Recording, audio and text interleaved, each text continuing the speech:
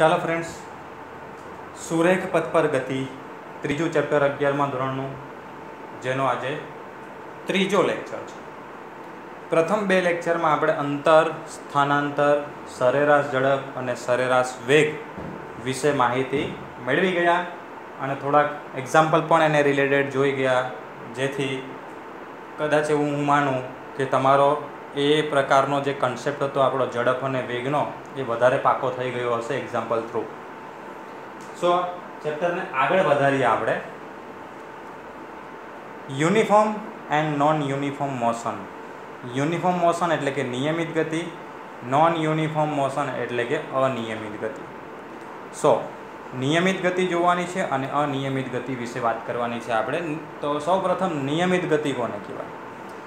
જો કોઈ પદાર્થ એક સરખા સમયગાળામાં એક સરખું અંતર કાપતો હોય ને, તો તેની ગતિ આપણે કેવી ગણી શકાય? નિયમિત ગતિ ગણી શકાય. એક સરખા સમયગાળામાં એનું મિનિંગ શું થાય કે દર એક ગાળો તમે લઈ લો, ધારો કે 5 મિનિટનો ગાળો લઈ લો, કે દરેક 5 મિનિટમાં એક સરખું અંતર કાપવાનું.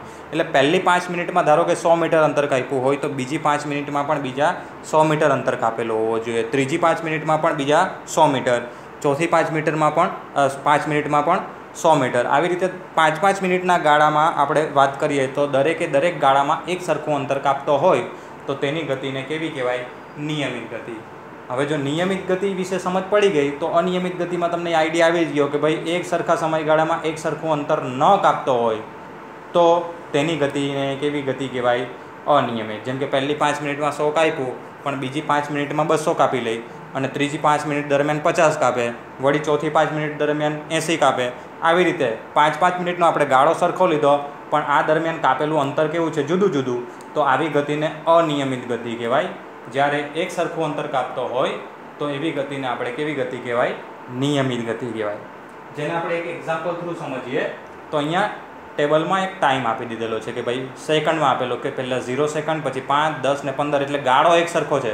0 અને 5 વચ્ચે 5 સેકન્ડ જ થાય, 5 અને 10 વચ્ચે પણ 5 સેકન્ડ જ થાય, અને 10 અને 15 વચ્ચે પણ 5 સેકન્ડ થાય. એટલે 5-5 સેકન્ડનો ગાળો છે. તો અહીંયા એનું સ્થાન અને બીનું સ્થાન ધ્યાનથી જોઈએ આપણે. એ 0 સમયે 0 પર હતો, 5 સેકન્ડે 6 પર આવ્યો, 10 એ 12 પર ગયો, અને 15 એ 18 પર ગયો.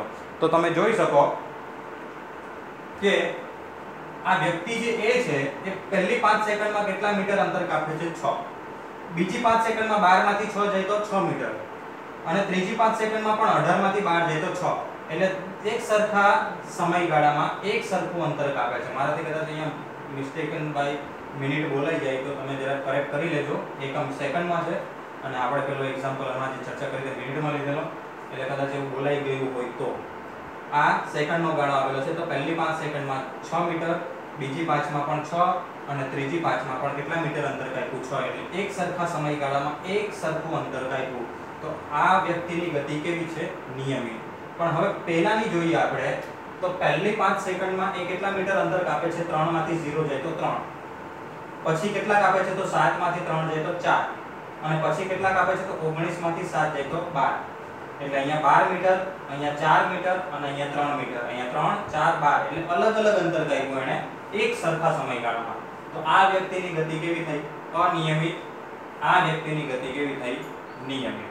હવે આને આપણે ગ્રાફિકલી જોઈએ, એટલે કે ગ્રાફ દોરીએ આનો, તો નિયમિત ગતિનો ગ્રાફ આવો આવશે.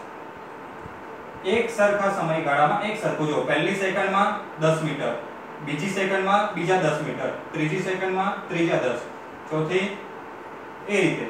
એટલે પહેલી સેકન્ડે 10 પર હતો, તો બીજી એ 20 પર, ત્રીજી એ 30 પર, ચારે 40, 5 50, 6 60. એટલે એક સરખા સમયગાળામાં એક સરખો. એટલે ગ્રાફ કેવો મળશે? ઓલવેઝ એક્ઝેક્ટલી સ્ટ્રેટ મળશે તમને, સુરેખ. ઓકે.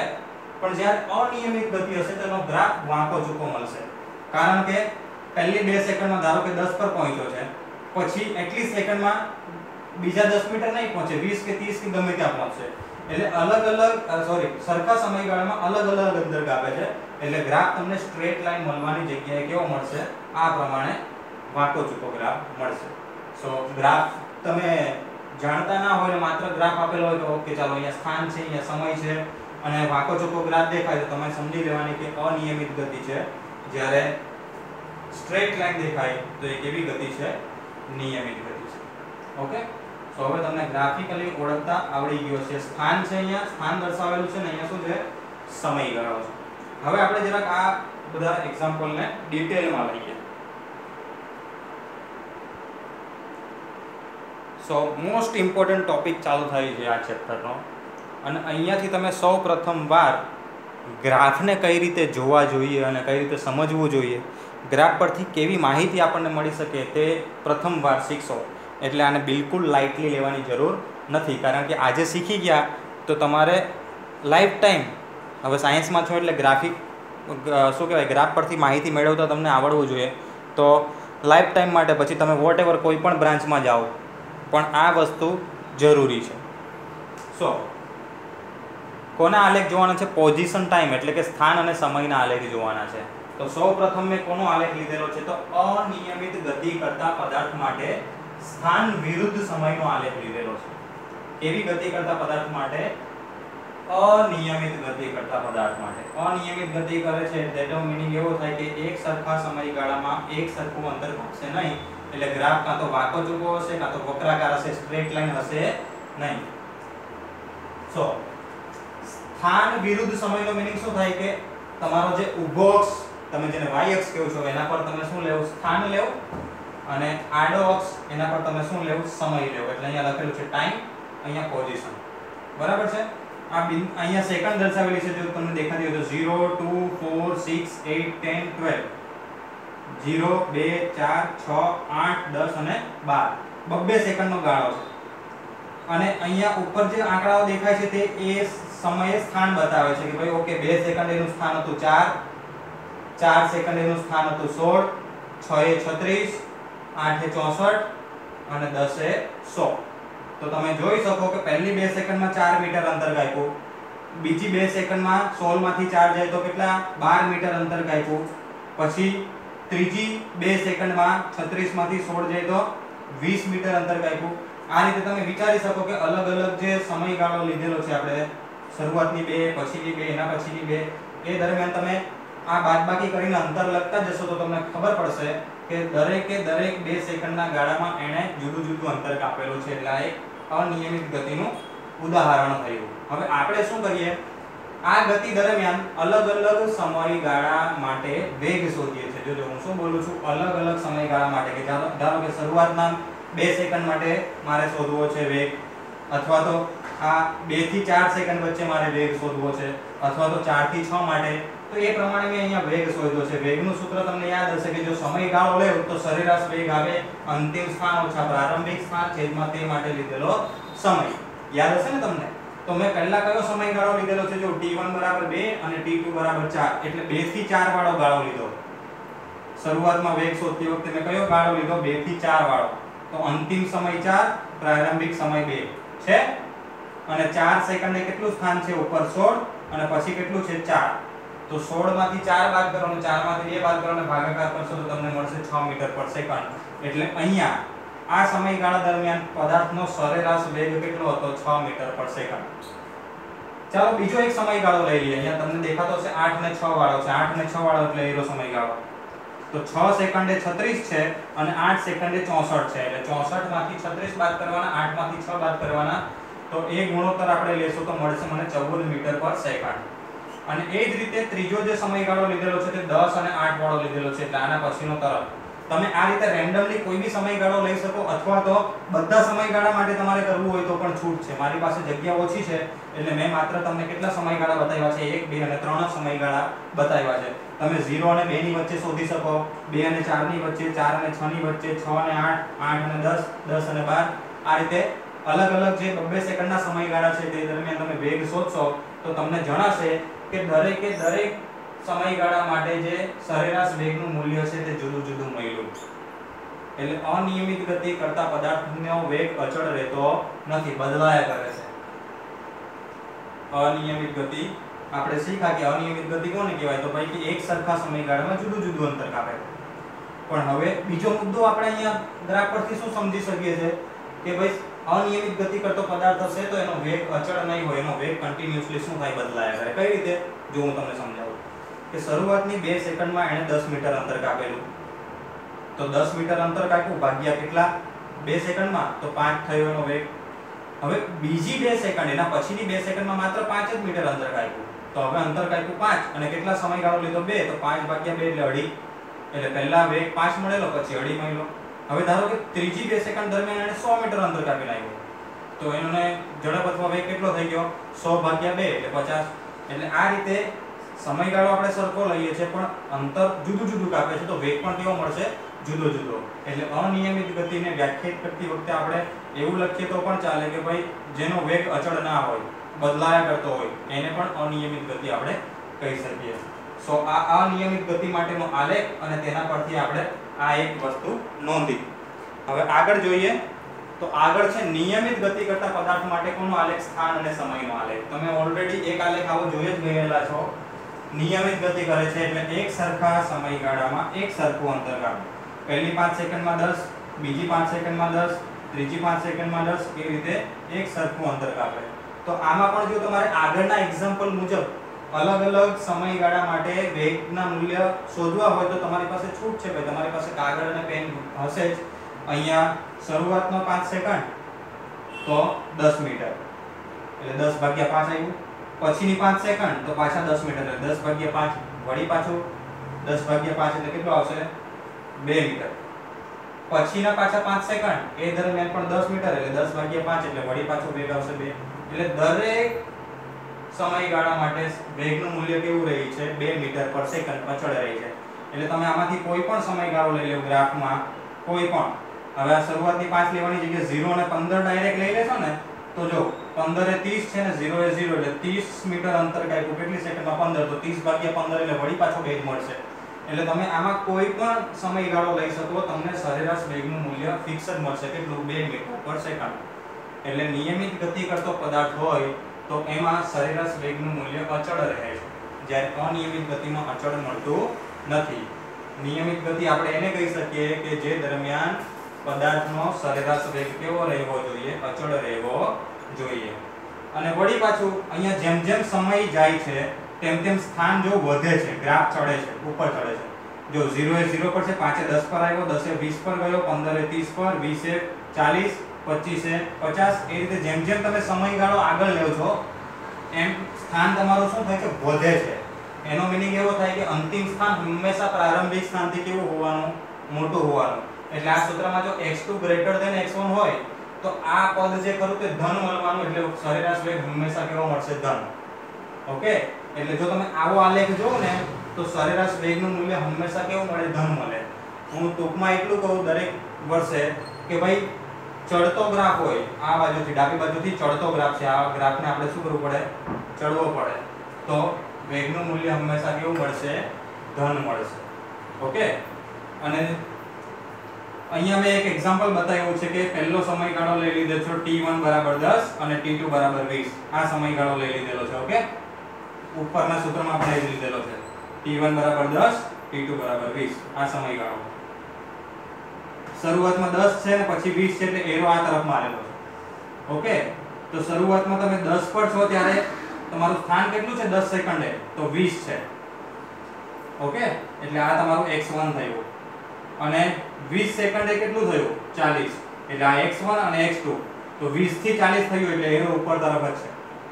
ઓકે.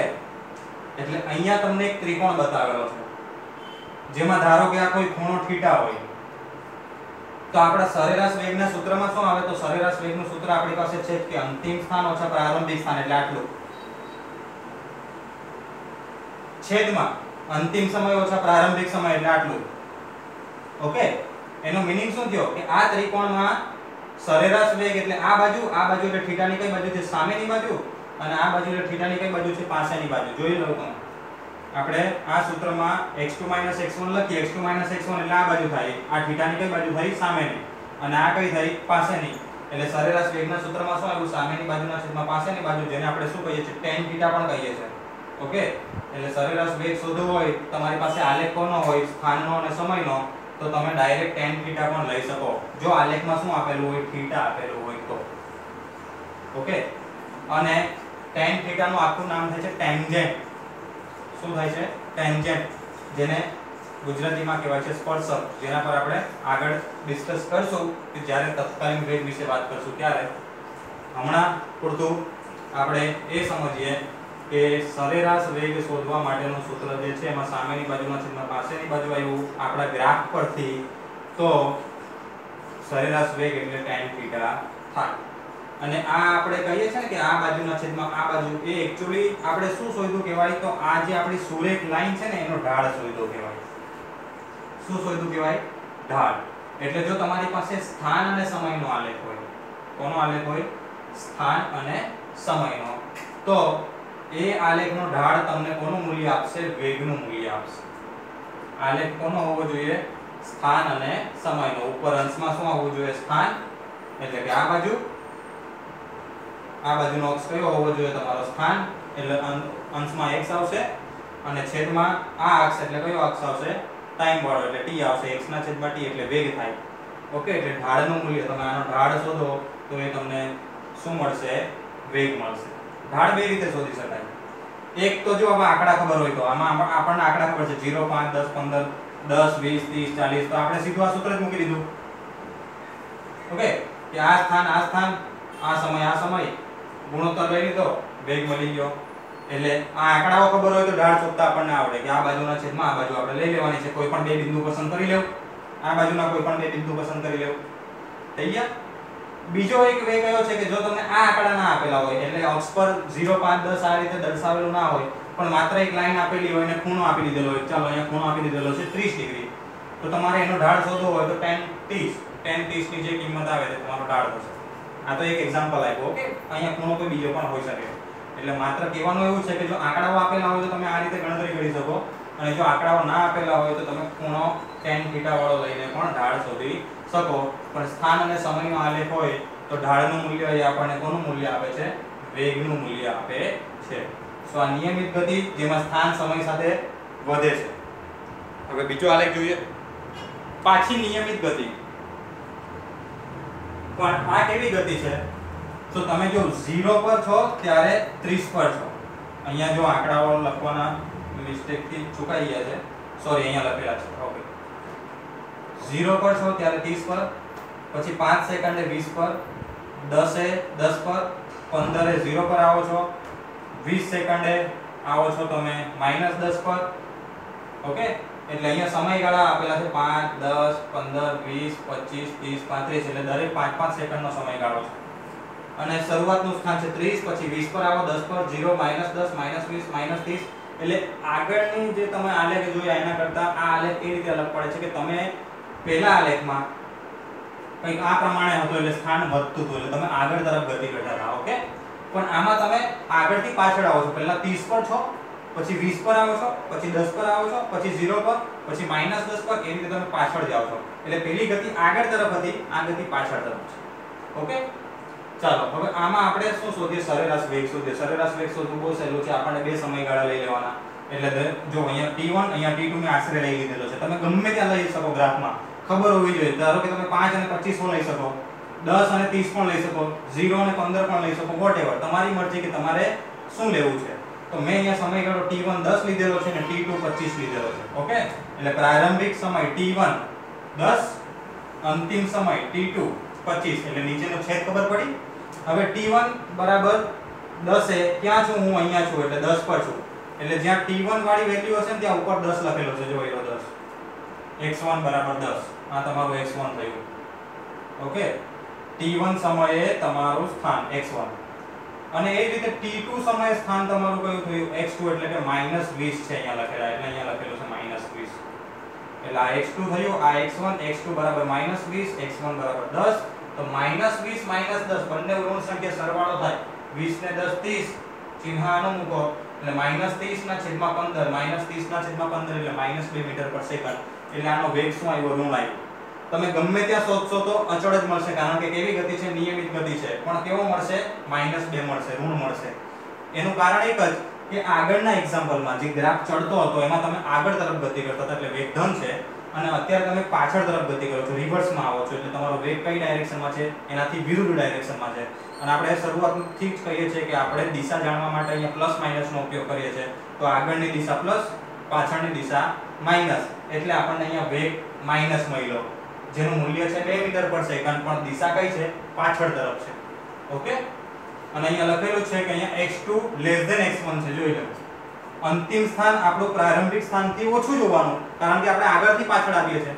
એટલે આગળનું સ્થાન 10 છે તો પાછળનું સ્થાન -10. હવે આ બેમાંથી કોની વેલ્યુ વધારે? x1 ની. એટલે અહીંયા હંમેશા x1 નું મૂલ્ય મોટું હોવાનું, આનું નાનું. એટલે નાની સંખ્યામાંથી મોટી સંખ્યા બાદ કરો, હંમેશા જવાબ કેવો આવે? ઋણ જ આવશે. એટલે તમારો વેગ કેવો મળશે? ઋણ જ મળશે. અને અહીંયા પણ એક્ઝેક્ટલી એ જ રીતે ભાઈ કે આ સામેની બાજુ, આ પાછળની બાજુ, એટલે tan θ શોધીને તમે વેગ શોધી શકો. પણ આ ઉતરતો ઢાળ છે એટલે ઋણ આવે. ઓકે, એટલે કહેવાનું માત્ર એટલું સારાંશમાં કહું તો કે ચડતો ગ્રાફ હોય, ચડતો ઢાળ હોય, ઢાળ ચડવાનો હોય તો વેગ ધન, ઉતરવાનો હોય તો વેગ ઋણ. આ આટલું દિમાગમાં ખાલી રાખવાનું આપણને, એટલે કન્ફ્યુઝન ક્રિએટ થાય નહીં. અને ઢાળનું મૂલ્ય બે રીતે શોધી શકાય. વળી પાછો કહું છું કે જો θ આપેલો હોય તો tan θ લઈ લેવું, અને θ ની આપેલો હોય ને વેલ્યુ આપેલી હોય તો કોઈ પણ એક ત્રિકોણ દોરી દેવાનો, કાટકોણ ત્રિકોણ, જે વેલ્યુ તમને ખબર હોય ત્યાં, કે અહીંયા બે સમયની વેલ્યુ ખબર છે, એ બે સ્થાનની વેલ્યુ ખબર છે, તો એ લઈ શકો તમે. ઓકે, સો ખ્યાલ આવી ગયો તમને? આ માઈનસ ચિહ્ન કેમ મૂક્યું છે? આનો વેગ ઋણ મળે છે, તેથી tan θ ની કિંમત માત્ર શોધી લેવાથી આપણને જવાબ સાચો નહીં મળી જાય. આપણને એ પણ ખબર હોવી જોઈએ કે આ ઢાળ ઉતરે છે, એટલે આપણા કન્સેપ્ટ પ્રમાણે વેગ ઋણ આવે, એટલે આવો ઢાળ હોય તો તમારે આગળ માઈનસ મૂકીને પછી tan θ ની વેલ્યુ શોધવાની. જ્યારે આની આગળની સ્લાઇડમાં હતો તેમાં આપણે પ્લસ tan θ શોધતા હતા.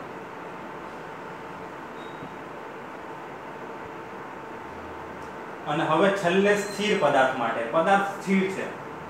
કોનો આલેખ છે? સ્થાન અને સમયનો. તો અહીંયા સ્થાન છે, અહીંયા સમય છે. જો અલગ અલગ સમયગાળે સ્થિર પદાર્થ કોને કહેવાય? સ્થાન ના બદલે, એટલે એનું સ્થાન એક જ છે. જો અહીંયા 10, અહીંયા પણ 10, અહીંયા પણ 10, અહીંયા પણ 10, અહીંયા પણ 10, અહીંયા પણ 10.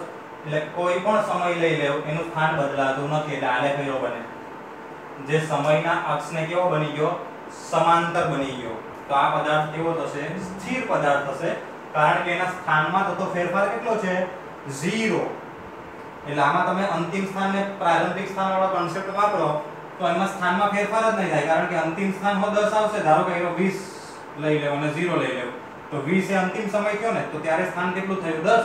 પ્રારંભિક પણ 10, તો 10 માંથી 10 જાય તો 0, એટલે અંશ કેટલો આવ્યો? 0. તો 0 ભાગ્યા કંઈ પણ કરો એટલે જવાબ 0 જ આવશે. એટલે આ દરમિયાન આનો સરેરાશ વેગ કેટલો? તો 0. કેમ? પદાર્થ કેવો છે? સ્થિર. તો વેગ કેટલો આવવાનો? 0. ઓકે, એટલે જો સ્થિર પદાર્થ હોય તો આલેખ આવો આવે, અને એનો સરેરાશ વેગ કેટલો આવશે? 0 આવશે. યાદ રાખજો, સ્થિર પદાર્થ છે ને આલેખ કોનો છે? સ્થાન અને સમયનો. ક્લિયર? હવે આનો ઢાળ જ નથી. આપણે વાત કરીને કે સ્થાન અને સમયનો આલેખનો ઢાળ શોધો તો શું મળે? તમને વેગ મળે. આનો ઢાળ જ નથી. આ સીધી રેખા છે, સીધો રસ્તો. ઢાળ જ નથી, એટલે ઢાળ 0 એટલે વેગ 0. જો ઢાળ હોય તો વેગ ધન, જો ઢાળ આ પ્રમાણે હોય તો વેગ ઋણ. આ ઢાળ કેવો છે? છે જ નહીં, ઢાળ સમતલ સપાટી જેવું છે. તો ઢાળ 0 એટલે વેગ 0. ઓકે, સો આ ચાર આલેખ તમે વળી પાછી નજર એકવાર મારી લો તો મારી લો. આ અનિયમિત ગતિ જેમાં વેગ અચળ નહીં હોય. આ નિયમિત ગતિ, વેગ અચળ, પણ કયો? ધન મૂલ્ય. ચડતો આલેખ છે એટલે વેગનું મૂલ્ય કેવું? ધન આવશે. અને ઢાળ શોધવા માટે tan લઈ શકો, અથવા તો આ રીતે તમે અક્ષ પ્રમાણે પણ લઈ શકો કે આ બાજુના છેદમાં આ બાજુ. એવી જ રીતે આ ઉતરતો આલેખ એટલે કે સ્થાન સમય સાથે ઘટે છે. નિયમિત ગતિ છે એટલે નિયમિત રીતે જ ઘટે છે, એટલે કે કેવો છે તમારો આલેખ? કેવો છે? સ્ટ્રેટ લાઈન છે. વેગનું મૂલ્ય અચળ, કેટલું? 2 મીટર પર સેકન્ડ, પણ ઋણ. બરાબર છે, કારણ કે વેગની દિશા અહીંયા બદલાઈ ગઈ છે. અને અહીંયા પણ tan θ ની વેલ્યુ શોધશો એટલે તમને વેગનું મૂલ્ય મળશે. અને આ કયો આલેખ? સ્થિર માટે, જેનો ઢાળ 0 અને વેગ પણ 0. હવે તમારે શું કરવાનું છે? તો આ આલેખ જે દર્શાવેલા છે એમાં તમારે અલગ અલગ સમયગાળા માટે સરેરાશ વેગ શોધીને ટ્રાય કરજો. મને તમારે પરિણામો ચર્ચા કરવાની છે મારી સાથે. અલગ અલગ સમયગાળો લઈ લેજો. એક ટેબલ બનાવો તો ટેબલ, અને નોટ્સ બનાવી હોય તો નોટ્સ, કે ભાઈ પહેલા 2 સેકન્ડ માટે આ સ્થાન લખેલા છે તો વેગ શોધીને લખજો. પછી આ સમયગાળા માટે લખજો, આ સમયગાળા માટે, આ સમયગાળા માટે, આ સમયગાળા માટે. એવી રીતે 5 થી 6 ટ્રાય કરજો. અલગ અલગ સમયગાળા માટે તમે શું લેશો? સરેરાશ વેગ શોધશો. પરિણામ શું આવે તે તમારે મને કમેન્ટમાં કહેવાનું. અને એવી રીતે અહીંયા પણ આલેખ આપેલો છે. કેવો આલેખ છે? આ ઉતરતો છે, આ ચડતો છે. આના પણ પરિણામો સેમ ટુ સેમ મેળવવાના કે અલગ અલગ સમયગાળો લઈ લેજો. એના માટે તમે શું કરશો? સરેરાશ વેગનું મૂલ્ય સૂત્ર પ્રમાણે શોધવું હોય તો સૂત્ર પ્રમાણે x2 x1 છેદમાં t2 t1, અથવા તો આમાં ત્રિકોણ દોરવા હોય તો પણ છૂટ છે. ત્રિકોણ દોરો તો યાદ રાખવાનું, તમને જે વેલ્યુ ખબર હોય એમાં દોરવાના. કે જેમ કે 12 અને 8 તો 12 અને 8 વચ્ચે દોરાય, પછી 0 અને 8 તો 0 અને 8 વચ્ચે દોરાય. તો 8 એ 4 છે, 0 એ 8 છે. જોતા તમને આવડવું જોઈએ આલેખ પરથી. ઓકે, તો એ તમે સોચજો, તમારું પરિણામ કંઈક આવું જ આવશે કે આમાં તમે કોઈ પણ સમયગાળો લેશો સરેરાશ વેગનું મૂલ્ય સરખું જ આવશે, એટલે કે અચળ આવશે. અને આમાં પણ એવું જ, પણ આમાં ધન મળશે, આમાં ઋણ મળશે. ઓકે, એટલે આ તમારા છેલ્લા તારણ આવવા જોઈએ. અને પછી એક આમાં શોધી જોજો. આ એક આલેખ છે, આ બીજો ને ત્રીજો બધાની વેલ્યુ આપેલી છે. જો કે 8 સેકન્ડે પહેલા આલેખમાં 8 મીટર છે, બીજામાં 20 છે ને ત્રીજામાં 40 છે. આ બધા સ્થાન દર્શાવે છે. તો તમારે શું કરવાનું? આનો વેગ શોધવાનો, કોઈ પણ એક જ વાર. આનો વેગ શોધવાનો એ પણ એક વાર, અને આનો વેગ તમે એક વાર શોધશો એટલે ધારો કે સમયગાળો આ લઈ લીધો 8 અને 4 વાળો. ઓકે, તો આનો વેગ શોધતી વખતે તમારો જે સ્થાન છે તે 8 અને 4 લેશે. ઓકે, એટલે આના સ્થાનમાં થતો ફેરફાર કેટલો? તો 8 માંથી 4 જાય તો 4, અને અહીંયા પણ 8 માંથી 4 જાય તો 4, એટલે 4/4, એટલે આનો વેગ આવશે 1. પણ જો આનો શોધો તો અંતિમ સમય અંતિમ સ્થાન 20 અને પ્રારંભિક 10, એટલે 20 માંથી 10 જાય તો 10, અને સમયગાળો કેટલો? 4, તો 20/4 એટલે 5. અને એવી જ રીતે પછી આનું શોધજો. એટલે તમને હું શું કહેવા માંગુ છું કે આમાં એકવાર આનો સરેરાશ વેગ શોધી જોજો, આનો અને આનો. તમને ખબર પડશે કે જેમ ઢાળ અઘરો, ચડવાનો અઘરો, જો આ ઢાળ ઓછો છે, આ ઢાળ વધારે, આ ઢાળ વધારે, તો જેમ ઢાળ વધે ને એમ વેગનું મૂલ્ય વધે. તમે આ તારણ કાઢશો. જો આના 3 ના વેગ તમે શોધીને અહીંયા લખશો તો આનો વેગ 1 આવશે, આનો 5 આવશે, અને આનો મે બી આવવો જોઈએ 40 માંથી 20 જાય તો 20 અને 4, એટલે 20/4, એટલે આનો 5 આવશે. એક્ચ્યુઅલી આનો 5 નહીં આવે, આનો અઢી આવશે. ઓકે, મારી કહેવામાં ભૂલ થઈ. આ 20 માંથી 10 જાય એટલે 10/4 કરવાના, 10/4 એટલે અઢી, એટલે આનો 2.5 આવશે, આનો 1 આવશે, અને આનો 5 આવશે. એટલે આનો 1, અઢી, 5. એટલે જેમ જેમ તમારો ઢાળ વધે તેમ તેમ સરેરાશ વેગ પણ વધે, કારણ કે ઢાળ જ તો સરેરાશ વેગનું મૂલ્ય આપે છે. ઓકે, એટલે આ પરિણામ તમે આ જે તમને આલેખ છે એમાંથી તમે મેળવી શકો છો. સો આજ માટે આટલું ઇનફ છે. સ્થાન અને સમયના આલેખો પરથી મળતી માહિતી વિશે આપણે અભ્યાસ કર્યો. તેની કમ્પ્લીટ ડિટેલ આજના લેક્ચરમાં આપવાની કોશિશ કરી છે. જોઈએ તો વારંવાર જોવાનો, બટ આ કન્સેપ્ટ સમજશો તો તમને આગળ હજુ વેગ અને સમયના આલેખ આવશે ત્યારે કન્ફ્યુઝન નહીં થાય. અને હજુ આપણે વિકલન અને સંકલન પર બહુ વધારે ડીપલી અભ્યાસ કરવાનો છે. તો એમાં તમને આ આલેખો પરથી મળતી માહિતી અને કઈ રીતે શું વસ્તુ વિકલન રજૂ કરે છે, શું વસ્તુ સંકલન રજૂ કરે છે, એનો એક્ઝેક્ટ ખ્યાલ આવશે. ઓકે, આ બધું તમને એવું લાગશે કે આ એક ચેપ્ટર પૂરતું આટલી બધી મહેનત કેમ કરવાની, પણ શરૂઆતના ચેપ્ટરોમાં ગાણિતિક જે ઉપયોગ છે ગણિતનો એ વધારે છે, બટ આગળ જતાં આ જ વસ્તુ તમને બહુ ફાયદારૂપ થવાની છે. એટલે લાઇટલી નહીં લેતા, અને જેટલી વાર બને એટલી વાર વિડીયો જોઈને રિવાઇઝ કરતા રહેવાનું, અને નોટ્સ વ્યવસ્થિત તૈયાર કરતા રહેજો.